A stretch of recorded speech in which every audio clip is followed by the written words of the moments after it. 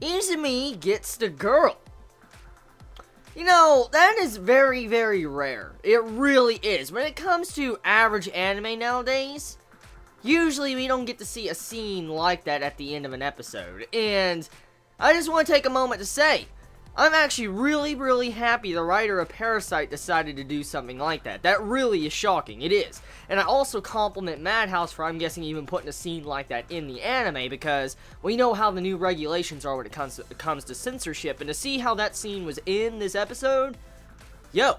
Now, I'm just going to say something real quick. I know a lot of Chibits, a lot of watchers of Parasyte, they have their mixed feelings when it comes to Murano because she is either useless, or they don't like her, they prefer Kana, you know, so forth, so on. I mean, I've seen a lot of Chibits state like they don't like Murano, and I can understand some certain arguments about it, I do. But let's be real here, okay? Out of all the things you have seen from anime, did you really expect to see Izumi and Murano get together, have sex, and kind of be a couple at the end of this episode? Like, did you really expect something like that to be in this series? Because that's shocking. Because I will say what, Izumi has some balls to be able to step forward, not be, you know, dense, or not get the girl. He actually tried to get the girl, and he did get the girl, and I'm like, yo.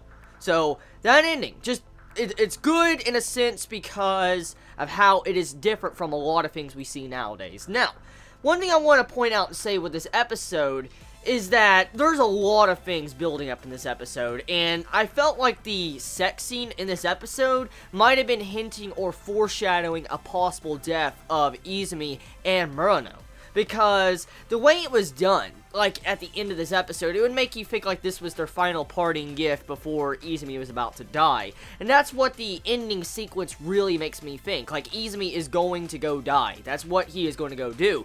And so, I'm worried. I'm really worried he's about to die to kill Goto and stuff like that. So, I don't know. That just, it has me worried. Or Murano's going to die one. I mean, since technically they had a sex scene, I want to take a guess. If Izumi does die, in fact does die, I wonder if Murano is, you know, pregnant, because then she could carry on Izumi's child if he dies. That would be something really interesting, like quite a twisted ending. But anyways, getting on to the details, one thing I want to point out is the beginning part of this episode. That beginning, very, very impactful. It's exactly what I said in my last review, which is quite shocking. Like, oh my god, the image that the animators and the writer tried to put on top of us in the last episode of Parasyte was very obvious, showing us how monstrous humanity is, attacking threats that come after them. You know, yeah, we get to see the true personality of what happens to humans when their species is affected as a whole, or how, like, when we're threatened at all. And to see how in this episode, right at the beginning of the episode, he had this dude just have a long-ass speech, and he's talking about how humanity is, if they're the superior species, they should put all species above them and make sure they prosper, stuff like that.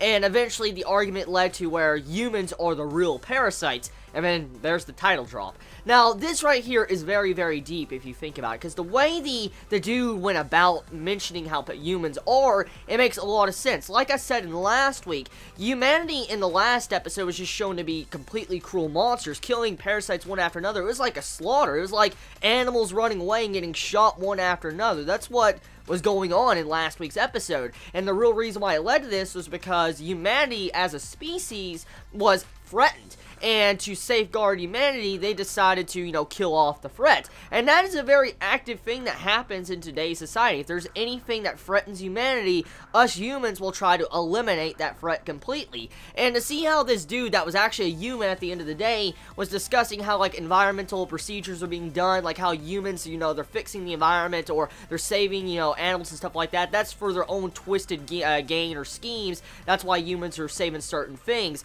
And to see how this dude was just talking about twisted human goals and how we manipulate, you know, environmental practice to save things and stuff, it really makes you start thinking, because stuff like that does technically happen just for the human interest. And at the end of the day, who is the true parasites of the series? Because let me explain. Let's really dive into this now. This might be a little controversial for some, but I just want to explain why this series actually has a lot of meaning and why it makes a lot of sense.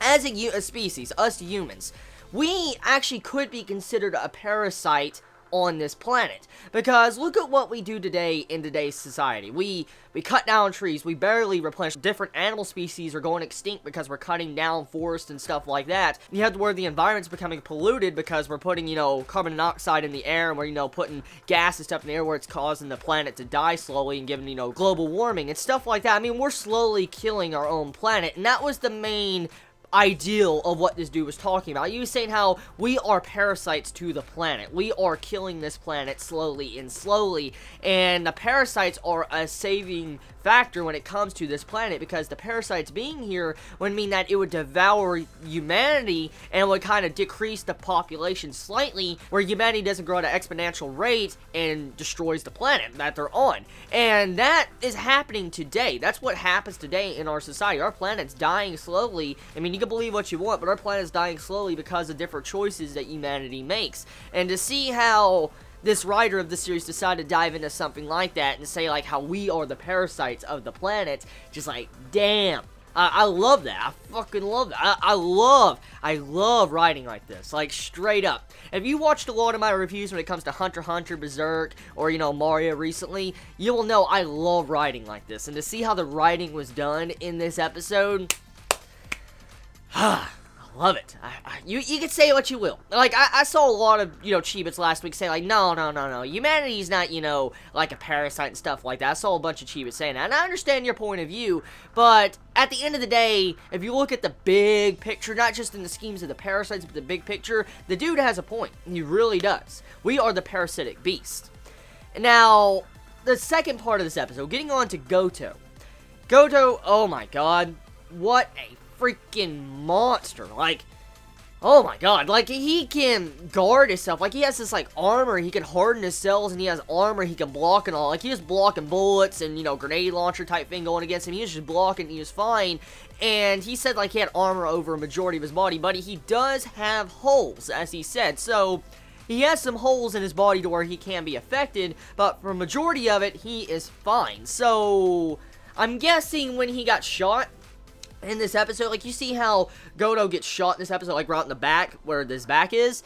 I'm assuming that that is foreshadowing for how he most likely is going to be defeated, because they wouldn't show something like that and also show it in the scene when he's escaping. Like, you see it to where Izumi's looking at Goto at the end of the episode right before he leaves, and he's, like, scared and all this. I mean, you see quickly, like, only for about a second or two, you see how Goto's, you know, marks on his back, the holes he has when he took damage, was visibly shown to Izumi. So I'm assuming that that is foreshadowing. It's very, very obvious, because Goto, so far from what we have seen since, you know, his introduction with his strengths and feats and stuff, you can't really harm him at all. And that was the first time we actually really got to see him take damage. So I'm assuming that's, like, one of the only ways to bring him down, probably attack him in that spot. And that's pretty much the episode when it comes to this week's episode of Parasite. A very deep episode, depending for some. I know it's going to be a very controversial review and topic when it comes to this week's episode of Parasite because of humanity being parasites and stuff like that. Believe what you will, but the way the writer went about it, it makes a lot of sense, because that title drop, why do I feel like the title drop is mainly meant more for humans than it is for the actual literal parasites? Think about that for a second. What if the title of this series was meant for us human beings instead of the actual parasites?